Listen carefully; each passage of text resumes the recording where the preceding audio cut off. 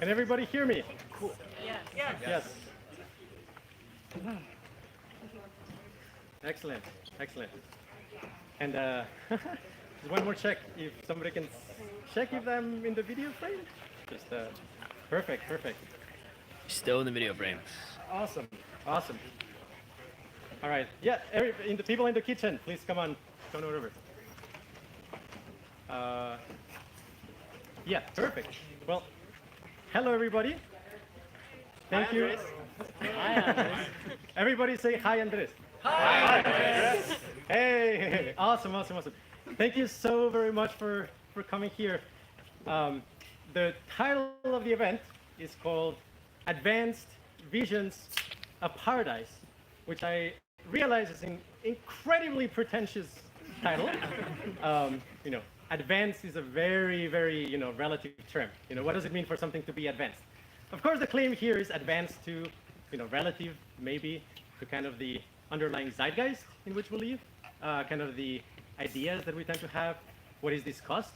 So hopefully we're going to go not only one level above what is discussed, but several levels above what's discussed usually. So the very first thing that I will mention is the query of the day, which is essentially pure lands.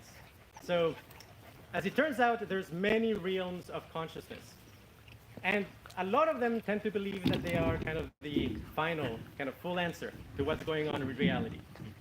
But in some sense, you can think of them as limit cycles or attractors in a bigger state space.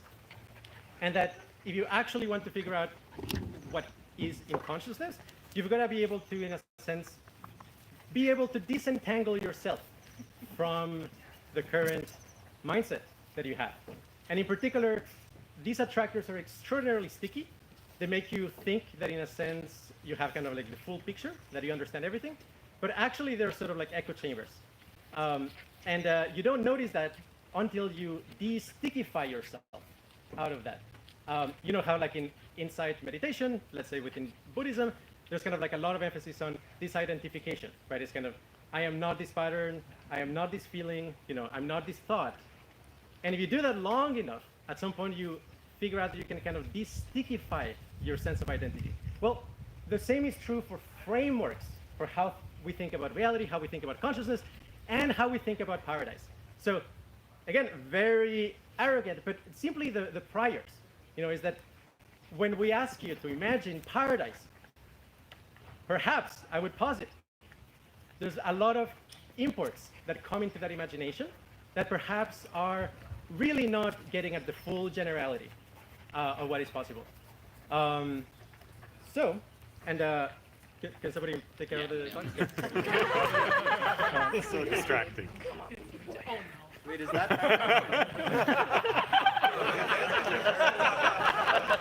That's an advanced paradise. For people in the stream, there's some dog sex going on. Which is undoubtedly a good quality, but perhaps distracting for this moment. So, okay, so what is these kind of like imports? These things that are like very sticky that I'm talking about.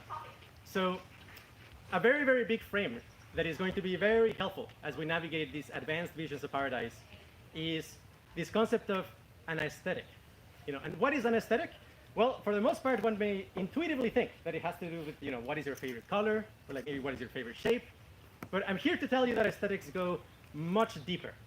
That in a sense, when we kind of interact with others, we try to coordinate with others, there are two things going on in parallel.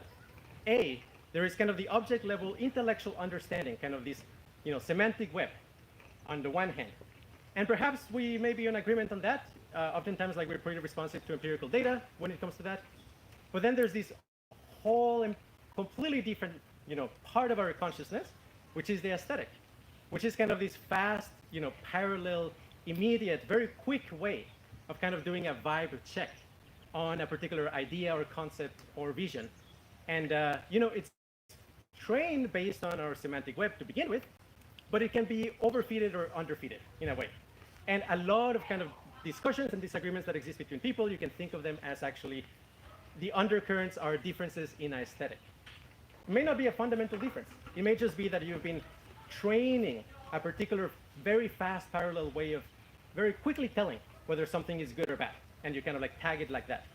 And when a large group of people share the same aesthetic, that allows you to coordinate very, very quickly. So there's actually a lot of value in getting aesthetics right, so that we can, in a sense, move in the same direction and kind of like not get deviated from the target. So I'm going to walk you through basically, first of all, what is an aesthetic at a deeper sense, and then kind of like several aesthetics that I think are very helpful for understanding what the potential paradises exist. So an aesthetic, this is from a Dharma teacher called Rob Burbia, for those who have encountered him.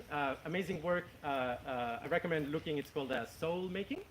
But basically, he describes an aesthetic as being composed of three very important elements. So the very first one is eros, which is kind of like passion. And there's like some overlap with kind of like sexual vibes or sexual feelings, but it's much more general. And in a sense, like kind of like to bring forth your full, creative power as an artist or something like that, you really need to get in touch with your eros. Again, it's like sexuality is a component of it, but it really goes much further. It's kind of like what makes you kind of want to really get close to a particular image, vivify it, make it real, realize it, inhabit it. The things that you're really attracted to. So that's eros. The second one is psyche. And psyche is what is the set of images that you're attracted to, that you use are archetypes as kind of guideposts. And then there is logos, which is the overarching framework upon which all of these ideas make sense. So in a sense, an aesthetic is the confluence of eros, psyche, and logos. So logos is kind of high-level interpretation. Psyche are the precise images, the precise, kind of archetypes that you're in a sense like drawn towards. And eros is the passion. So when we train an aesthetic, we're kind of training the confluence of those three things. And again, we may not realize it. We're like, you may read an idea and you may think, oh, this is awful. Even though on the object level, you may think like, well, maybe they have a point. But fundamentally, you may realize that, in a sense, like aesthetics cause dissonance whenever something is out of your aesthetic.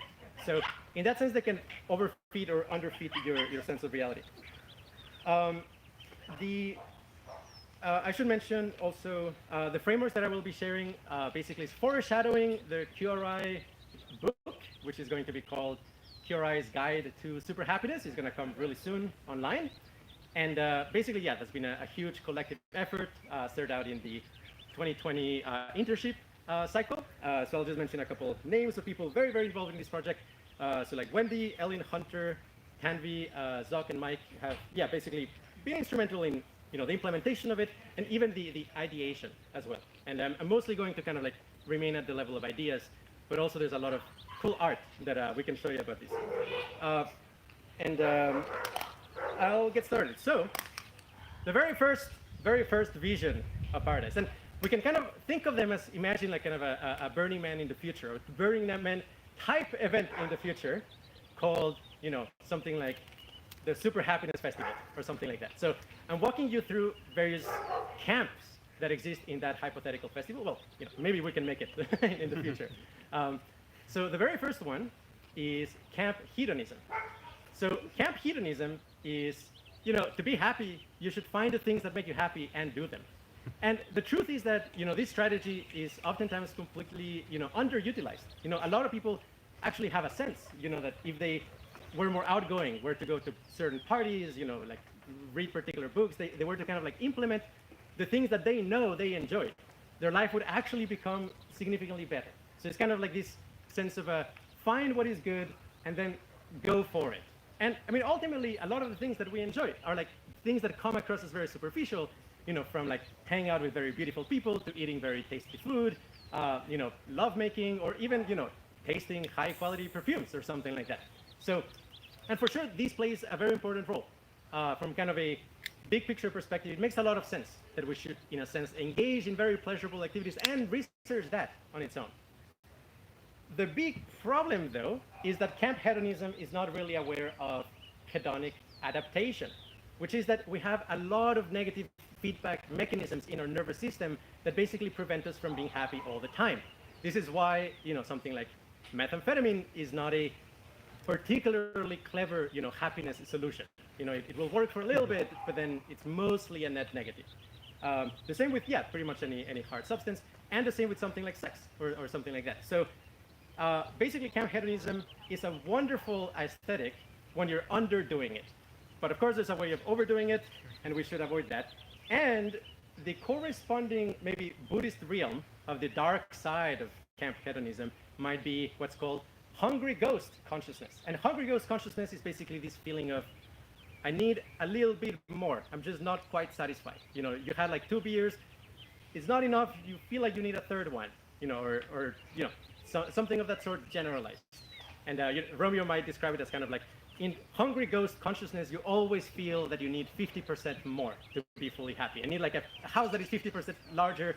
I need 50% more friends or something like that.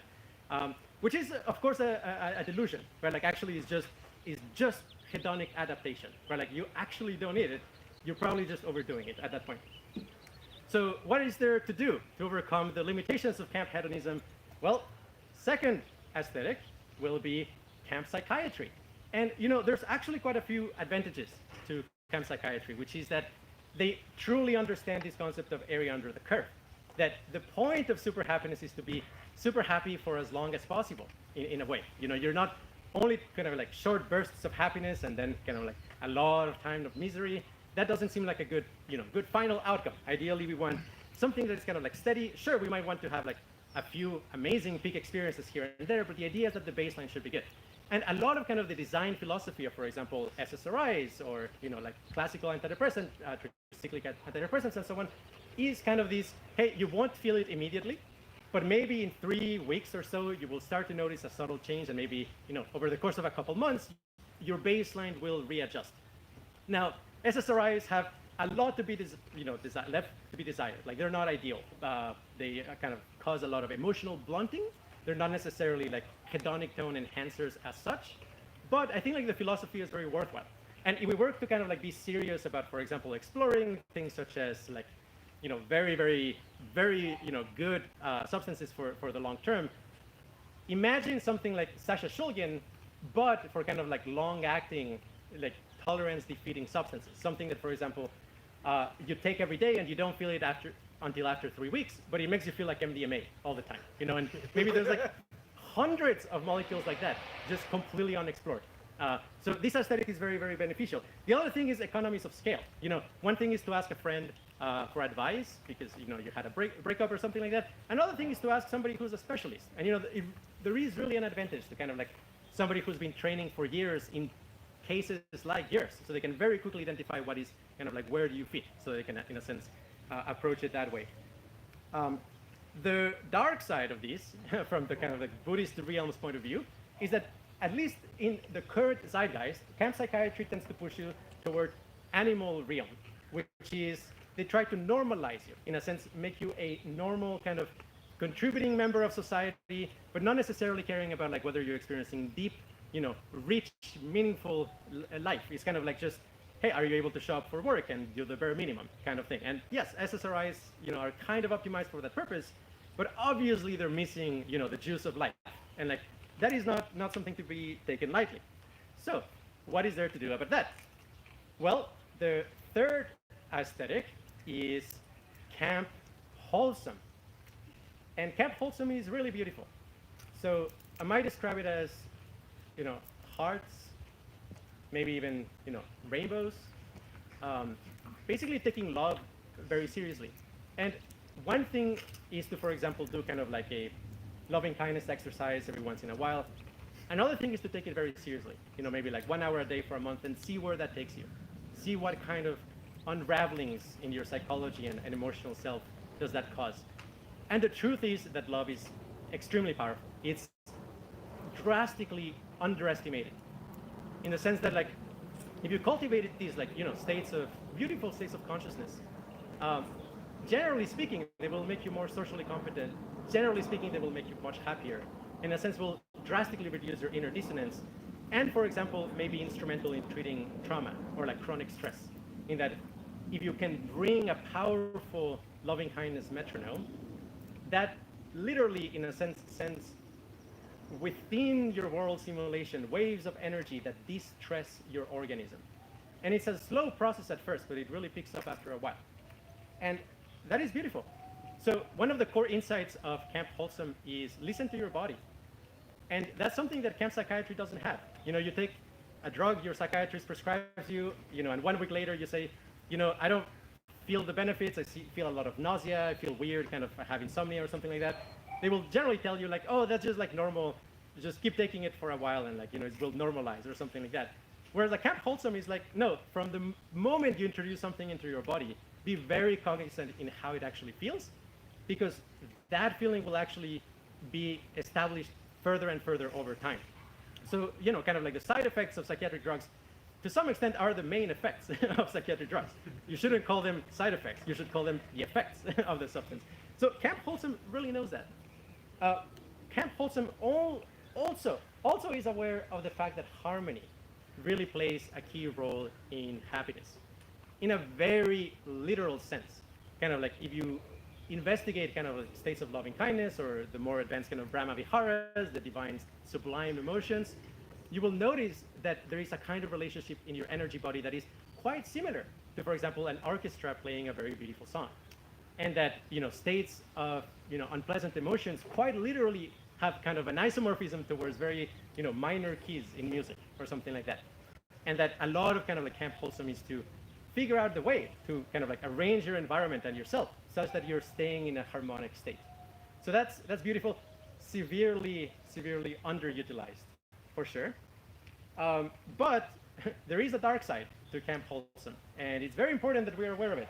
And I'll mention a couple ones. So first, Camp Wholesome is enumerate.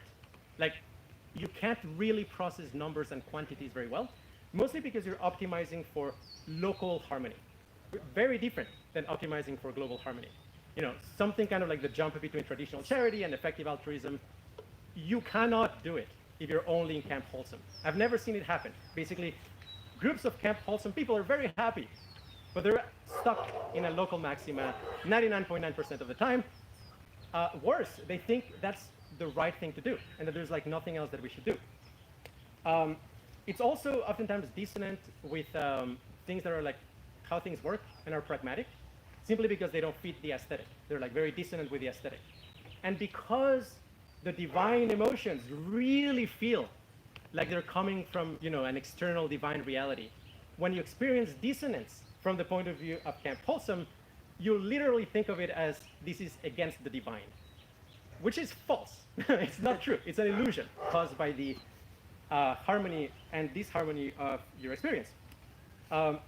The final problem with Camp Wholesome is the shadow can be really crazy in that because you're doing things for universal love, self-interest can get smuggled in it and you don't perceive it because it's experienced within a glow of love. And that is a huge side effect, and I think we have to be aware of it. So what is there to be done? So I think the next one, it's quite interesting, and I definitely would ask all of you to kind of like be cognizant of like, okay, I'm talking about various aesthetics, and if something feels dissonant, it's not necessarily them saying something bad. It might be that it's just dissonant with your aesthetic. So be aware of that. Be kind of think about it. So Camp Paleo would be number 4, which is basically an aesthetic that is extremely cognizant of actually our evolutionary origin. So, I mean, there's some kind of like wisdom in this, very silly tweet of something like, there's more natural flavor in one Dorito than a peasant in 1500s would have experienced in all of their life, right? And that it probably does something to us, right? Like kind of experiencing these super intense, super stimuli probably resets our hedonic baseline and our hedonic expectations. So all of a sudden, like eating healthy or like doing kind of like the standard, package of wholesome human experiences, they just don't do it for us. And a lot of things kind of like happen as a side effect of that. It's also kind of like has a healthy caution about like removing things that are like kind of different from human nature. Like, hey, like this has worked for like thousands of years in all societies, so like doing very, very large changes. All of a sudden, it's kind of a massive experiment, and Camp Paleo would be like very cognizant of that, kind of like really take seriously like Chesterton's fence. It also studies incentives, right? It's kind of like, hopefully we can transform all of humanity into people that really deeply resonate with Camp Wholesome, but that is not the energy that exists right now. We have to work towards it. So what may happen as a side effect is that if one operates within a Camp Wholesome aesthetic, one may think that the Camp Wholesome aesthetic will propagate if you kind of shine a beacon that is like strong enough. But the truth is that that doesn't happen. We live in an ecosystem of reproductive strategies. And so when there's a very strong beacon of Camp Wholesome, it attracts a lot of people who want to take advantage of it. So you require the marriage between Camp Wholesome and Camp Paleo so that we can, in a sense, create a beautiful seed of wholesomeness, but it is protected against the reproductive strategies of the ecosystem. It's very tricky, very tricky. I don't think there's a lot of like high quality discussions on this. Now, there is one kind of like dark side to Camp Paleo. We might maybe call it the Titan realm in the Buddhist realms, which is that undoubtedly part of human nature is cruelty, power, status maximization, and when that's left unchecked, a lot of bad things happen. So, you know, that might be a blind spot of Camp Paleo, and we really have to pay attention to it, which is why I think an integrative approach that takes all of these aesthetics seriously simultaneously is the way to go. But, you know, there's more. These maybe 4 aesthetics are things that are kind of like maybe floating out there more or less explicitly. The next 3 ones are like much more advanced and subtle and refined, and you're the kind of crowd that are likely to actually get what I'm talking about. So I'm very excited to kind of like break it to you, so to speak. The 5th camp is called Camp Energy. Camp Energy. Don't fear the energy might be their slogan. So all of the following things have something in common. You know, sauna, psychedelics, cold showers, yoga, meditation, breathing exercises. What's in common? High levels of energy. So Camp Energy would, in a sense, be very cognizant of the fact that very strong injections of energy to your nervous system can have, under certain circumstances, profound healing powers. So subjectively, you may think of it as, you know, when you eat junk food, when you don't exercise, when you are angry, when you ruminate, and so on, something accumulates in your nervous system. We may call it gunk. Let's call it gunk. This kind of like weird, viscous substance accumulates in your nervous system. And in the extreme cases, it leads to depression. So what's the depression feel like phenomenologically? There's, you know, kind of these beautiful, or very accurate, not beautiful, but accurate pictures of kind of like having a huge kind of like teddy bear really making your movements very difficult when you're depressed. You know, getting out of bed is kind of like this there's a lot of viscosity involved. And kind of like being motivated is very difficult. There's resistance to like normal human activities. So that would be gunk. And Camp Energy would say, pay attention to gunk. Figure out what activities, what substances, what interactions increase gunk in your nervous system and avoid them. But even more so, treat them. Power wash your nervous system so that you get rid of that gunk. And empirically, yes, I mean, if you take something like 5-MeO-DMT and you have a good experience, it feels like you're power washing your nervous system. And, you know, from kind of a neuroscientific point of view, perhaps we might talk about like, you know, it's activating the, you know, base default physiological connectum harmonics in your brain, which, yeah, have kind of like this very, very nice, you know, ability to transfer energy seamlessly. You take 5-MeO-DMT, you feel these waves of energy kind of like going up and down and back and forth and like left and right. And they kind of like overwrite the gunk. They de-stress your organism. But it's the same story with sauna and with other psychedelics and with massage and, you know, high intensity interval training. So all of these things can be kind of like, all of those threads can be connected through Camp Energy. And, you know, the truth is Camp Energy is alive in our culture. It's just very dim. It would be concentrated, for example, among like psychedelic facilitators, among like long-term meditators, yoga teachers. They don't necessarily have a good way of articulating exactly what is that they're talking about. Why does it feel better when you know, energize your body to a very high level every day? Why does that, you know, in some sense, like keep you fresh, keep you alive, keep you young? So that's camp energy. There is a dark side to camp energy, which is actually the worst of the Buddhist realms, which is hell. And there's a really good reason why hell would be the dark side of camp energy, because energy amplifies anything you energize. So a bad 5-MeO DMT trip might be the worst experience in your life, and things like that happen. So in a sense, camp energy oftentimes is in denial about this. It's in denial because it's part of the aesthetic, this idea that like, well, if this high energy experience, didn't heal you, maybe next one will heal you. And they don't pay attention to like, well, sometimes high energy experiences can actually be highly bad, like very dissonant for your organism, can cause like traumatic states. And imagine kind of like groups of people, for example, a cult, self-organizing around the camp energy aesthetic. It does lead to the side effect, that people say like, well, this person is not kind of getting along with others. Let's power wash them with energy, which is torture ultimately, right? So that is a big problem. So what can we do about it? So we're getting close to the end. So this is number 6. It's camp self-organization, and here's a coral reef, courtesy of the Curie. Members. I think Mackenzie, Zoc, and Sean. Oh, Zoc, where is it? Yeah, Quentin. Yeah, they gifted me this. And basically the aesthetic of camp self-organization is number 6. The idea is to understand what is camp energy doing fundamentally. And camp energy doesn't have a good understanding of itself. It talks about like these mystical realms, these other planes of existence. They have curative powers, the DMT elves, etc.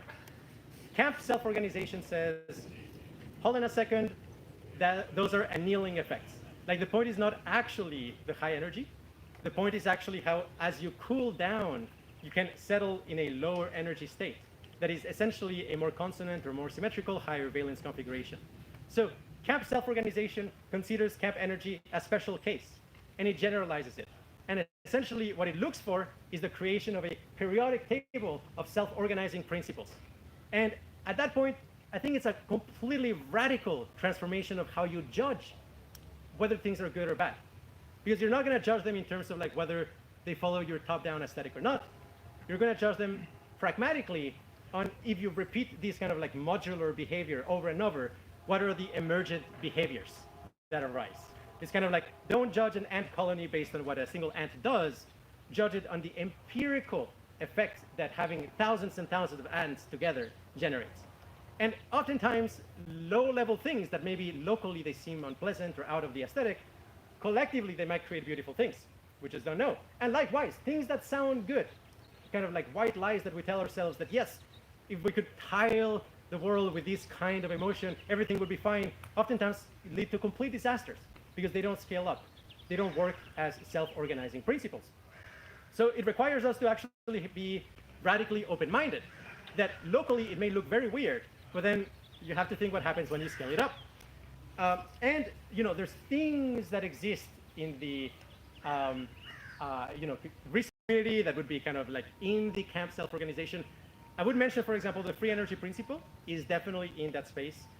This whole research by Robin Carhart-Harris and Carl Friston on reboots, reduced beliefs under psychedelics. Basically, they're talking about annealing effects in a computational frame. That's also self-organization. Connectum-specific harmonic waves and resonant modes, that's also self-organization. Maximum flow as a principle of self-organization, that basically organisms that survive are also those that have like very, very efficient flow dynamics within them. Like if you look at the net of your cardiovascular system, the particular shape of it, this fractal shape, it's optimized for maximum flow. That's another self-organizing principle. And then this whole area called scale-specific network geometry that we have written about at QRI, I would also point it at self-organization. But this is just scratching the surface.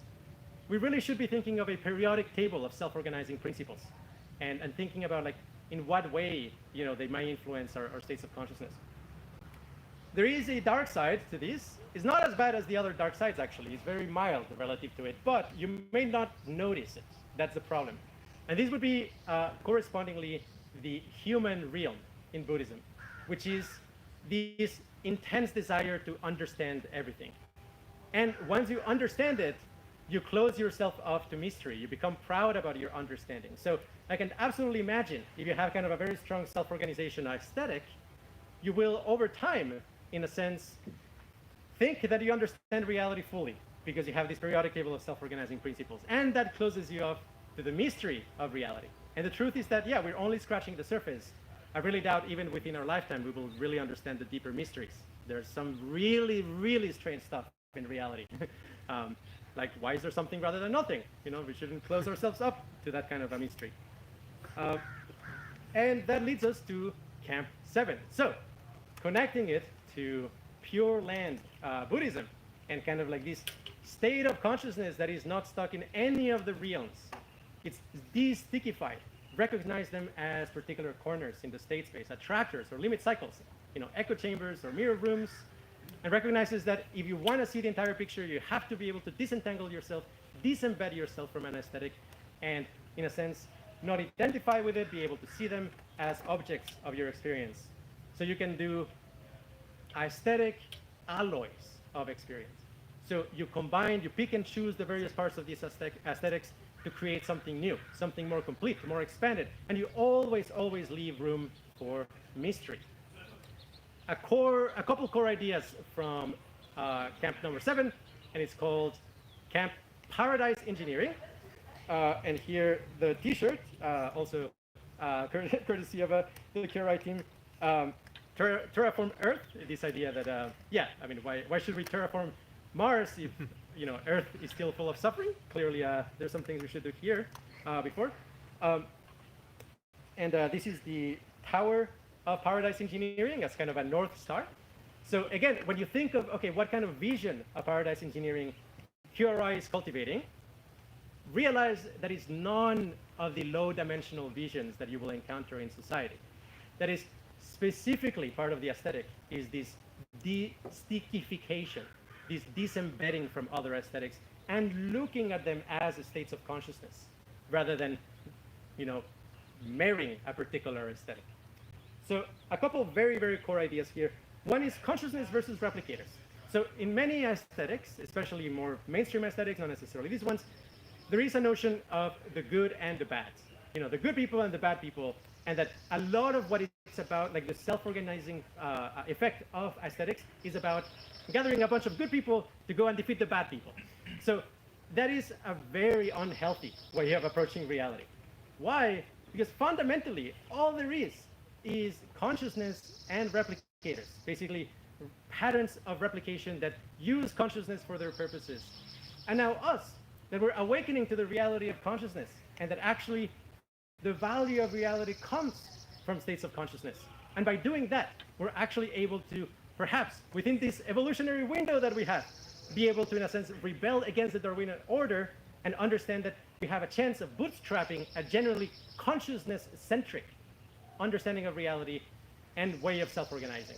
Now, I don't know if this window is going to remain open for a long time, because replicators can be extraordinarily sneaky and, you know, very, very effective, all the way from, obviously, you know, things like COVID and, you know, biomolecular replicators to memeplexes, things that cause outrage, things like that, to all the way kind of like very high-level, you know, self-organizing principles, or even, you know, something like AI might become a pure replicator. So understanding that we're all on the same team, we just don't know it yet. That would be a very cool, very important part of the aesthetic. Likewise, this whole concept of having a flexible sense of self. And this is very deep and very beautiful, because when we think about like what kind of futures do we want, we tend to think about who are we going to benefit? You know, who is going to be the beneficiary of our efforts today? Well, I've got like some super strange news here, which is that your sense of self is an incredibly special case of consciousness. It's like this human sense of self is a tiny corner in the state space of consciousness. And there's like things like, for example, samadhi, that they don't have a sense of self. They don't even have perception as such. They're still being. There is something that it is like to be in samadhi, but it's not a self. It's not a person as such. Likewise, you know, high levels of like 5-MeO DMT experiences, for example, they lack self. They don't have a self. So when you think about like, when you want to create a beautiful future, perhaps, you know, samadhi and these like exotic states of consciousness are building blocks of it. But then is not that you're doing it for somebody, right? It's something deeper. You're kind of like actually depersonalizing your aesthetic and understanding that once you disembed from the likes and dislikes that are codified within our genetic code and our upbringing, you're able to realize that truly all of that is bric-a-brac, is surface level stuff. And perhaps the very, very deep value in reality is much more in a territory like samadhi. Like that's perhaps pointing us to the actual juice, the actual gold of reality. And we're probably in denial about that. We want value to be human-shaped. It's very unlikely to be human-shaped. Now, we should always bring kind of the other aesthetics as counterbalancing points, to not get too excited about kind of a samadhi society and forget about the basics. Always, you've got to stack all of these aesthetics. But as a guiding star, I think it's a very, very powerful thing. And I think the last thing I'll mention is that we want to, in a sense, become a beacon at QRI of these very advanced high-level visions of paradise. So that, in a sense, you can trust that we're not going to be colonized by low-dimensional aesthetics, that we're going to keep this seed that is extremely well protected of radical openness about what true value might be, and that it might be possible to mathematize it, which is obviously a long conversation.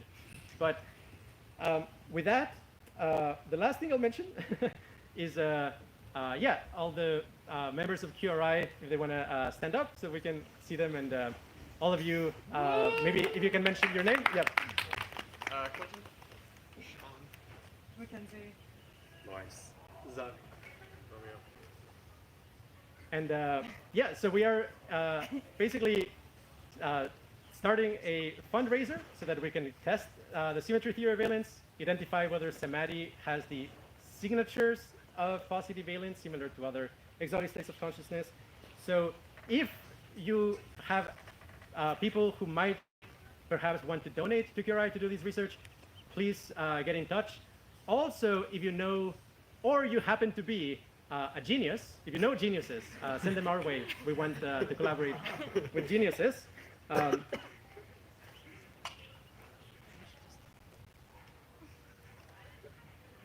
And let the rest of the evening allow you to make an alloy of all of these ideas. And with that, thank you very much.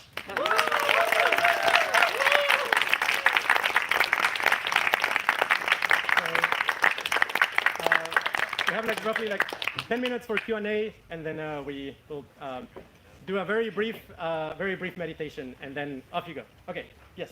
How do we know that it's possible to get all humans on the same team? Because during the 1990s, a lot of people thought sort of, the Cold War is over, we have peace, we have democracy, maybe, at least in some basic level, most of the people in the world can, be on the same team and, they can work together. Obviously that didn't last, people just, in some sense, I guess, found enemies for each other. So how can, we get people to cooperate? How do, will people just sort of find enemies for each other, if there aren't any around? I mean, I think a lot of kind of these soul-making, we know there are hyper-pro-social states of consciousness. I mean, going back to Camp Wholesome, for example. One of the issues that we have at Camp Wholesome is that it takes a lot of time to develop these states of consciousness. We obviously have kind of, as an example, things like MDMA that give you a really strong taste of what this is moving towards, but it's unsustainable. And my sense is that we can probably think of a not so much affecting all of culture. I mean, again, within Camp Paleo, we don't want to make large-scale interventions where we don't know, how it's going to scale. We want instead create pockets of goodness, pockets that, in a sense, can pay their own rent and produce a lot of value for society. And we think something with that kind of model might be much better than kind of it's more kind of rather than creating low-grade memes that attract a lot of people, let's create very, very, very high-quality, self-correcting memes that maybe attract first the cognitive and emotional elite, and from those pockets of goodness, the surplus value that is generated will hopefully be a seed for basically a new way of approaching culture. So yes, to reiterate, the purpose here is not to convince everybody. Any other question? You mentioned Chesterton's fence. What's that? Oh yeah, Chesterton's fence. The idea is like if you, I'm not gonna say it as well as other people could, but like if you find a fence in the wild, where like you're kind of like walking in the woods, and there's this fence. Nobody is protecting it. There's like nothing around that suggests this is useful. As a heuristic, you probably shouldn't remove it, right? You should probably figure out what role it's playing before you mess with it. Gotcha. And part of the idea here is that at least at a large scale, we are doing massive amounts of huge experiments that mess with kind of human nature. We completely have no idea what the consequences are. And like we should kind of like be really mindful of that. So whenever you find a fence, figure out what it's doing before you remove it. And is that like Chesterton, like GK? Is that GK Chesterton? I'm not sure. Okay. Sure. Yes. So you mentioned how the Camp Wholesome only stays in the local maxima. Yes. And they don't self-replicate. You know, Yes. in their culture doesn't spread as widely yes. as a result of their fixtures. How would you suggest that the Paradise Engineering camp replicate most efficiently as a result of staying open to the mystery? But what does that really look like in terms of recruiting people mimetically into this memeplex? Yes. So it's kind of crazy, but like because we live in a complex ecosystem of reproductive dynamics, you require a moat, basically a protective wall. And within that wall, you can have like a lot of people in Camp Wholesome that can take advantage of these beautiful states of consciousness for super cooperation, but while being protected from the rest of the environment. When it's not going to work is if you don't have a protective cover, in a sense. Wait, what does that protective cover look like for Paradise Engineering? It's a very, very deep question because David Pierce, for example, talked about how you need super benevolence and you also need a very, very deep understanding of human Machiavellism so you can plan around it. If you don't have it, essentially you will die as a meme. Yes. Like you, I would very much like to overthrow the Darwinian order. My fear is that our current conception of consciousness is deeply grounded in the Darwinian order. Yes. And I worry that in leaning into our current representation of conscious space, we actually will instantiate some, I think, how do you put it? Yeah, concretization of a low-dimensional representation of the concept of value. Yes, yes. And in my mind, yeah, it's not totally clear that the consciousness direction is not a full embrace on some level of the way that the Darwinian order happened to have represented whatever it is that consciousness happens to be. I wonder what you have to say about that. Oh, for sure. That's why I emphasized that Camp Paradise Engineering always leaves that door open to the mystery. The unknown unknown. Yeah, the unknown. It takes it very seriously. And I mean, like my sense, you know, phenomenal time is probably an illusion. Phenomenal space is a special kind of consciousness. There's a lot of inbuilt background assumptions that basically locate us in a very tiny corner of the space of consciousness. And the inferences, the imagination that we have about the future is completely based on that. My sense is that as we grasp consciousness deeper and we look back, it will be something equivalent to, you know, all of these like speculations and ideas that we had. And then it's kind of and then I woke up from the dream. And actually all of that was just kind of this imagination of this little Darwinian creature. And actually, you know, the deeper truth is very, very different. And like we're kind of maybe on the surface of that. But yeah, I mean, basically, part of the things that we're doing, right, is like we're taking these extreme states like 5-MeO-DMT and MDMA and Janus and Samadhi and cessations that people say, hey, these seem to be pointing towards the essence of value or essence of phenomenal goodness at the very least, intrinsic value. Most people don't study those, right? Like if somebody has an institute that studies love, for example, they might take kind of like, you know, romantic love and think like, oh, maybe this is goodness. Whereas we're like radically open. If you tell me, you know, doing squats on a full moon, you know, while drinking chamomile tea produces a really particular experience that is worth studying, I'll listen to you, you know.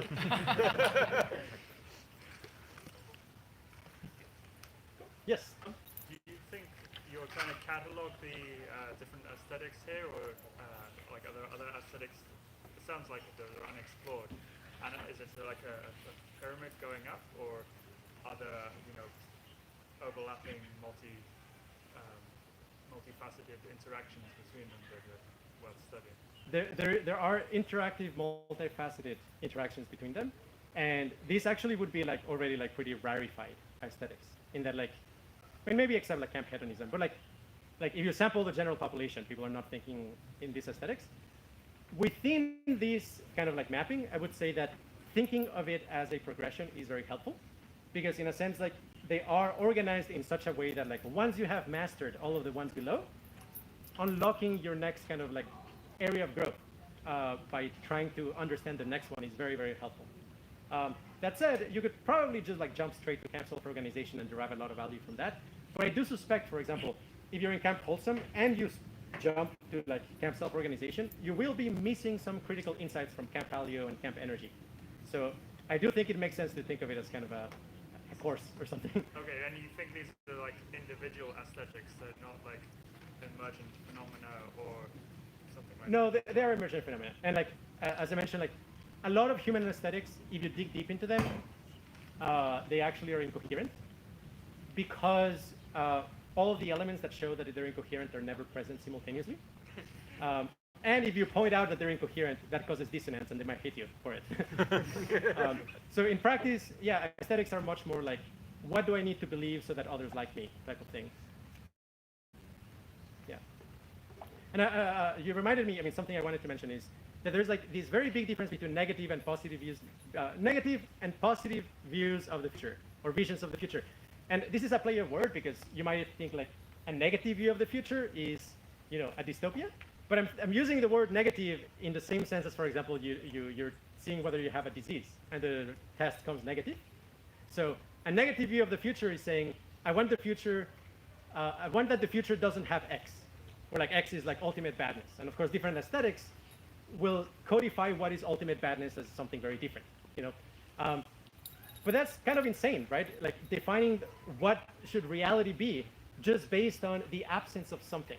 You're kind of like entirely missing the point. And if you look at the common aesthetics, common utopian aesthetics, they overwhelmingly are actually negative views of the future disguised as a positive vision of the future. Just as a simple example, there's many, but as a simple example, take something like anarchy or something like that.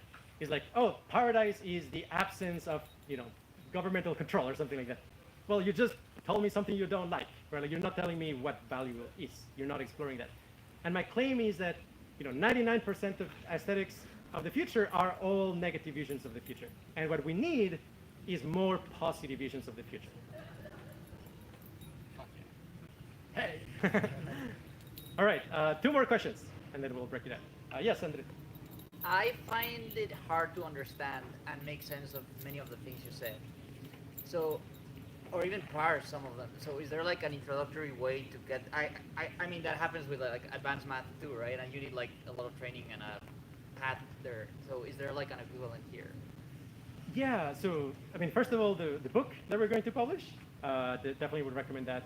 I mean, probably a very big like growth edge for a lot of people would be like going deeper in camp Wholesome, actually. So like, yeah, for example, like trying like 1 hour a day of like loving kindness meditation for a month, and just seeing how that affects you will allow you to understand a lot of the things I'm talking about from a more direct point of view. All right, YouTube videos. Yes, and watch the YouTube videos. Watch the YouTube videos. All right, one more question. Somebody's dying to ask a question. What book are you holding? This is my notes. Yes. One last question. Anybody? Yes. Given our largely negative and authoritarian view of the future, what would you say is a useful lens for maybe having a more positive one? So, I mean, there's this article I wrote about ephemeral, and we will be doing a pretty cool, I guess, like fundraiser / party at ephemeral this year. But there's this concept of worldview annealing. It's a pretty deep topic, but I'll just mention briefly that like if you ask people around, for example, like that just went to Burning Man, like, was it transformational? They tend to say yes, even if they didn't take any drugs or anything. And you ask them like why, they will say something like, well, the people, maybe the art, or something like that. But I would say there's actually something very deep going on.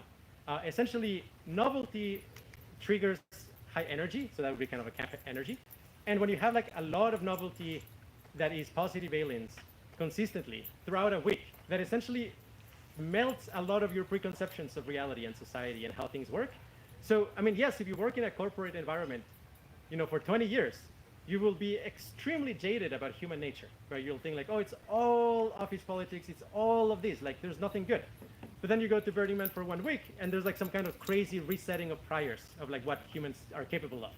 So I very much think that like, it sounds like from a utilitarian point of view, putting out a festival or something like that is a terrible idea.